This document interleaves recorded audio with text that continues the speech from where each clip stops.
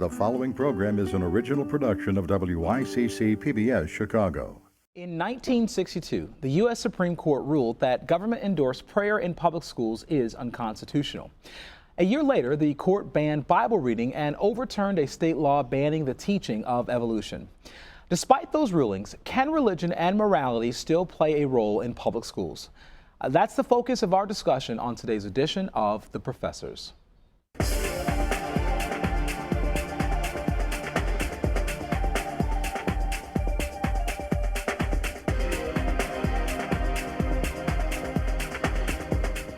Joining us to talk about religion and morality in public schools are Carolyn Schoenberger, an attorney and professor at Harold Washington College; Dr. Eileen Quinn Knight, a professor of education at St. Xavier University; Nick Panamitros, attorney and professor at Harper College, UIC, and Kennedy King College; and Khalil Murar, political science professor at Governor State University. Welcome, everyone. Thank you for having us. Thank you. All right, so we talk about non-controversial topics on this show, you know, things that don't make people fight, like religion in the public school system.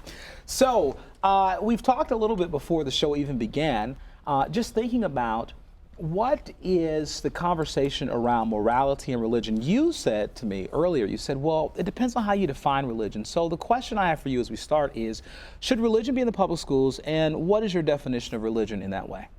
Well, religion already is in the public schools, I think, because just by the nature of human beings, we want to be religious people, depending on what kind of religion we want to be, but we are religious people. And to define it is important because certainly we have religious music, we have religious art, we have religious historical moments. Sure. So there is religion in the public school already because we have all that there already. Specifically, one particular religion, I think that's something that we're going to discuss today. Sure.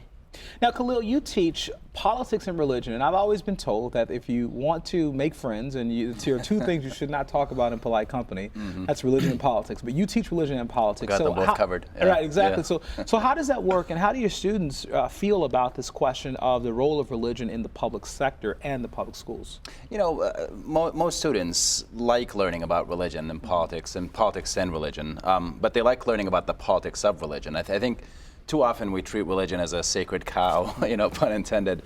In many ways, you know, it really is untouchable, and you can't talk about people's beliefs in a way that, you know, sort of like, you know, outs them as either, you know, a Muslim or a Jew or a Christian or something like that.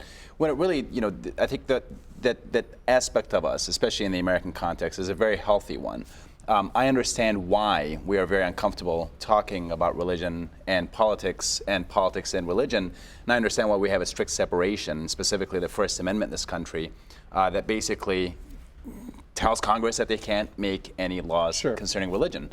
But at the same time, it doesn't mean that religion cannot sort of play a role, and morality, I think, in public education and public life, play a certain degree of a role.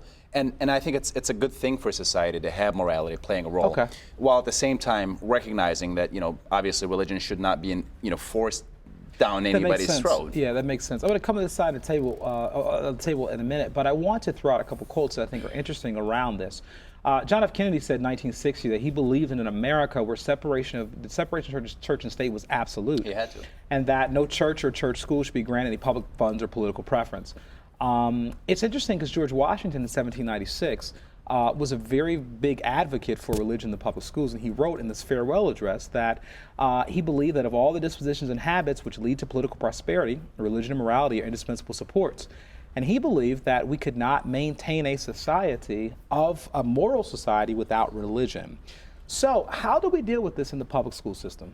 Well, I'd like to say that at the time of George Washington, you know, the Puritans and the original folks at the time that were here were pretty much all one religion, or the same religion, a Protestant religion, for the most part. By the time John F. Kennedy made his speech, you know, we're a country of many and so many different religions nowadays. Sure. I think what religion do you administer when you're teaching religion or morality? Yeah.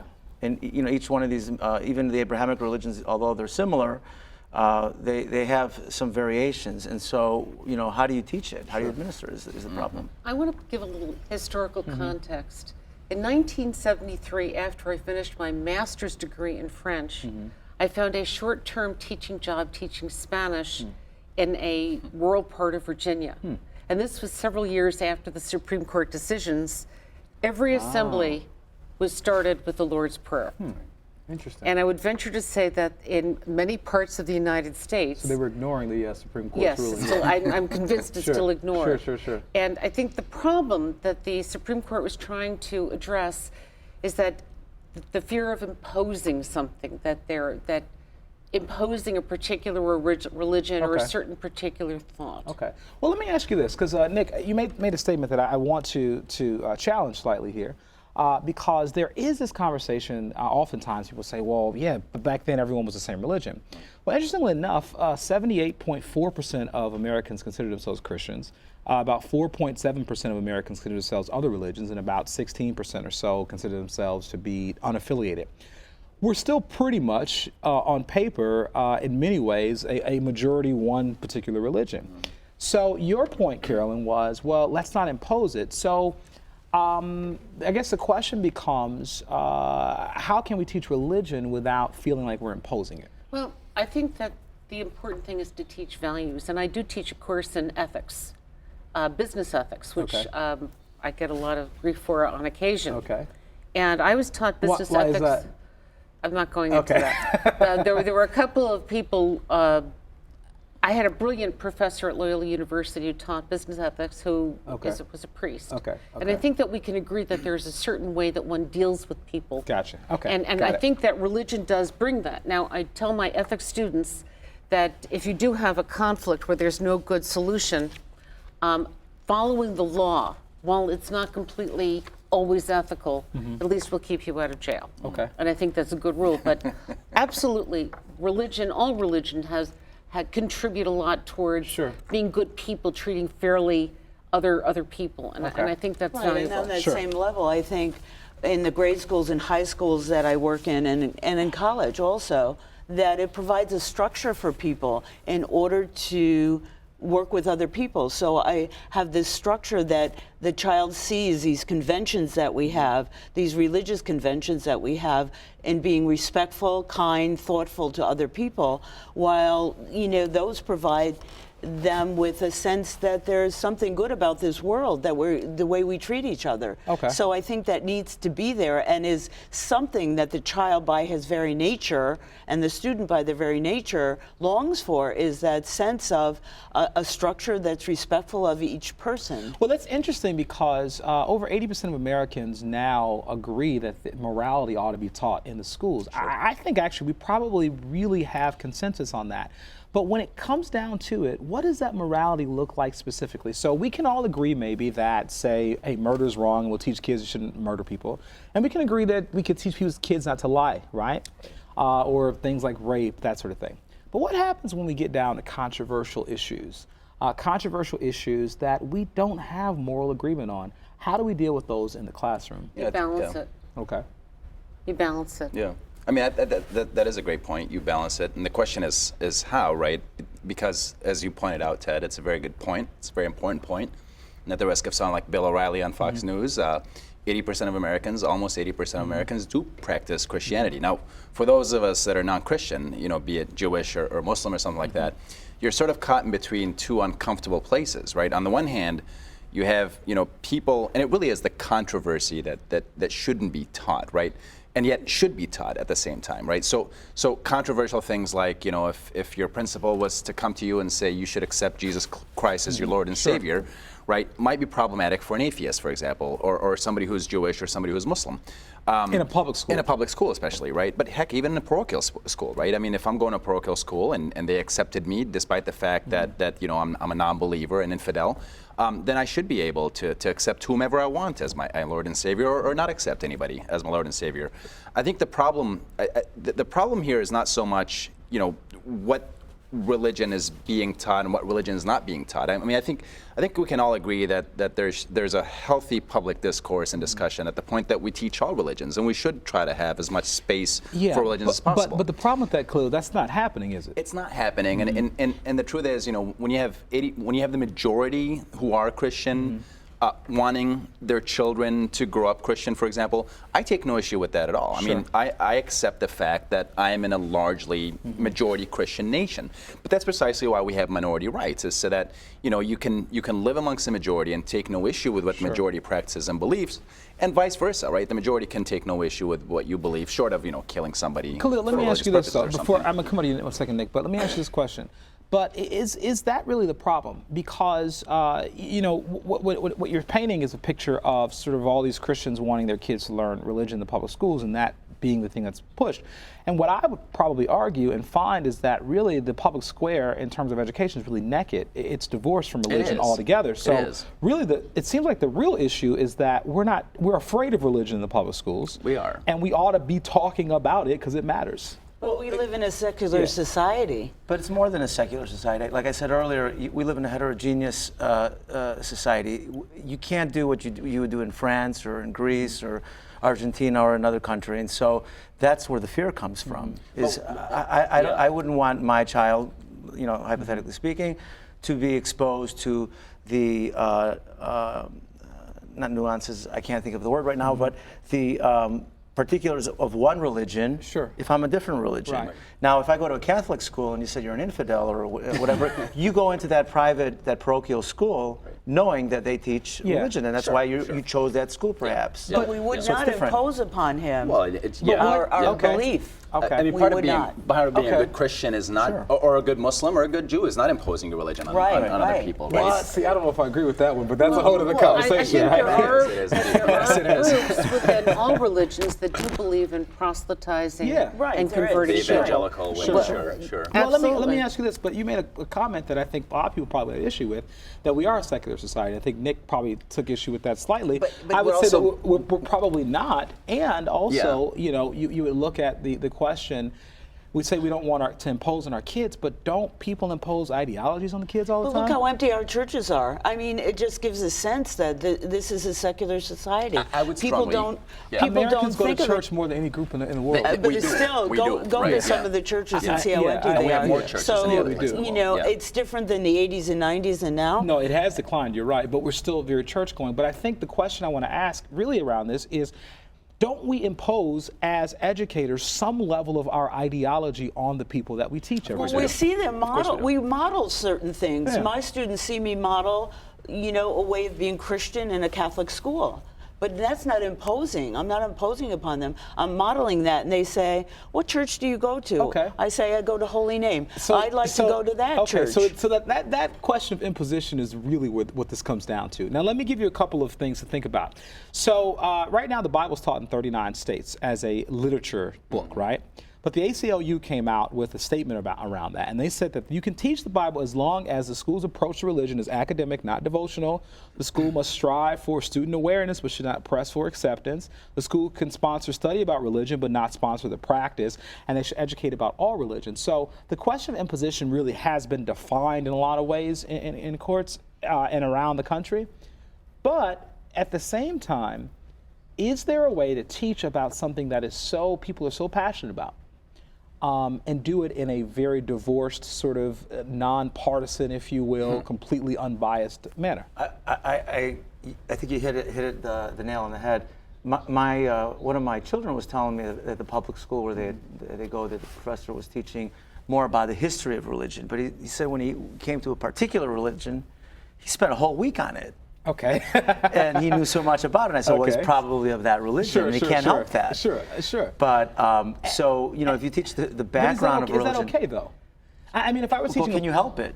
Also, yeah, if I were teaching a politics course, right, and we're talking about, I don't know, ethnic diversity in American politics, and we got to the African American section, I'm probably going to spend more time on that than I would on the Latino section. So is that avoidable? That's a joy of living in a diverse society. I think that's a great thing. And as our society becomes more diverse, we get to share those kind of things and see the commonalities that exist in each of the religions, and then do something with that. Okay. So, And a pluralist society. I mean, Right. the ACLU is basically trying to And they're no define, fans of and they're no religion, by fans the of, way. of religion either. Yeah. But I don't think what they're saying is really inconsistent with anything that we believe as Americans. I mean, the majority of Americans, while identifying themselves as Christian, do not believe in the imposition of any religion on anyone. There's also a very in this strong- public square, especially, please. I'm sorry. There's a very Don't strong be sorry. Just go. It's group okay. that believes that, for example, the creationists versus the evolutionists. You've opened a can Okay. of worms, haven't Well, I you? have. Another show. No, we get into that one. Go ahead. But it's important. open. Yeah, and, it is. and whereas we all may understand the need to fairness, etc., there are some places that say creationism must be taught, as well as evolutionism, or only taught. Sure. And See, I think, and that's a tough one, and a lot of people have a lot of issues on this question. I mean, that I would argue that in the public school sector today, I would suggest there's probably a bias against religion. In all honesty, I think Right. that more often than not, people feel like you should not bring religion to the table when you're Right. talking about evolution, when you're talking about same-sex marriage, when you're talking about the death penalty, when you're talking about a variety of things. And I think I'll come to you in a second, but I think in that question with the evolution question. It's interesting because we have to create an environment where we can allow students to see the debates. That's right. Right. And have them within the class. And when we don't do that, I think that's a problem. Go ahead. Right. Well, which religion, or how many religions do you teach? Because you can't cover everything. And what aspect of religion do you teach is also another, I think, fear for the imposition of it. Because what aspect are you going to teach Okay. of religion? well, and the other thing is that Okay. students know when somebody is a fanatic. You have fanatics in all sorts of things. Fanatics in hair color, fanatics in clothing, whatever. So there's fanatics in religion, and this is a fanatic that's, the fundamentalists sometimes become fanatics in that regard. Carolyn. I think our students are just able to discern that I ability. Go ahead, please. I actually don't agree. Okay, that's okay. Good. Don't Respectfully. agree. That's Okay. awesome. No, I think that at with some you. point Right. you want students to be able to do critical thinking and to be able to pick and choose, but they have to get to a certain point. And it all depends on the home. And Yeah. I think that a teacher who is of a certain enthusiastic point of view can influence children. I think that can happen. But critical thinking is not. You can't apply it to religion because religion starts with a Yes, you point can, that Nick. I believe in this, and from that point on, all the rationalizing Okay. comes along. Let- So you let- cannot okay. critically think. You have to believe the first story in the Okay, Bible. okay, well, let me And at some okay. point say, I accept that. Let me throw this at you. Let's take it off religion. Let's look at politics. Can you have people who are very fanatical, right, or about their political persuasion, and in that you have critical thinking? I mean, there are teachers who are so either far to the right or far to the left that it comes out in everything that they do. And I would just argue that there's not much difference, is there, between that and religion? So I think it's a good thing. say it again. I think it's a good thing. Then it should be a good thing in religion, yes? That's right. Okay, Yeah. great. I think well, then we're done. And again, at a different stage, that at a different stage, as a parent, I would be very unhappy if my daughter had been in an environment with a religious fanatic, Sure. no matter what religion it would be. Right. But remember our past, when I was a child, when I went to school, that's the same thing I got at home. When I was at home, that's the same thing I got at school. There was a mesh between those, a really marriage between those two. So whatever the teacher said in school, my parents said the same thing at home. Whatever the Well, that would be was done ideal, at home. wouldn't it? Right. But But we that have a doesn't very exist. diverse population. We So do. we have a very different platform in which we're talking about. And the platform is we have lots of different ways of looking at the phenomena of religion in our schools or the phenomena of morality. And that underlying the morality are Yeah. certain basic concepts that we all basically agree upon. Well, the problem is right now, it seems, is that, once again, we just are ignoring the whole conversation altogether. We're ignoring character, we're ignoring morality. You know, so many people said this. Teddy Roosevelt had this amazing quote I think is so cool. He said that if you educate a man in the mind and not the morals, you educate a menace to society. Right. And our public school system has really become very focused on testing and focused on scientific learning and that sort of thing. But we miss that part of life that makes people people. Well, They call it And support, social yeah. and emotional order. Yeah. Right. But don't we now require, I mean, I understand what you're saying, but don't we require a certain amount of public service? Yes. In some of the public schools? But Isn't that just? that's not morality, is it? Well, No, to it's a not certain, morality. well, to a It's certain service extent, it would to be. other people. Service Right. to other people is part of Respect. But morality. there has to be some that Respect. there has to be something that guides and animates that. Yeah. And I think a core principle ought to be, you know, a moral way of conducting oneself in public life. And I don't think there's anything wrong with that. No, I think and- by the nature of the human being Yeah. is thirst for Sure, that. sure. And we all, I mean, I think we should pull back in this entire conversation and ask ourselves about the ends. To what end do we want to teach morality and religion in the public schools, or any schools for that matter? I mean, what is the role of moral education? What is the role of morality in education? Is an important question that we should ask ourselves as a society. And you know, in a society that is Yes. 80%, almost 80% Christian, you are going to have Christian morality. Sure. But that's the ability of the majority in a pluralist system to be able to influence the infrastructure to such an extent that 80% of our teaching is about Christian Okay, but philosophy and morality. Which Christianity? That's I a great never question. encountered That's a great question.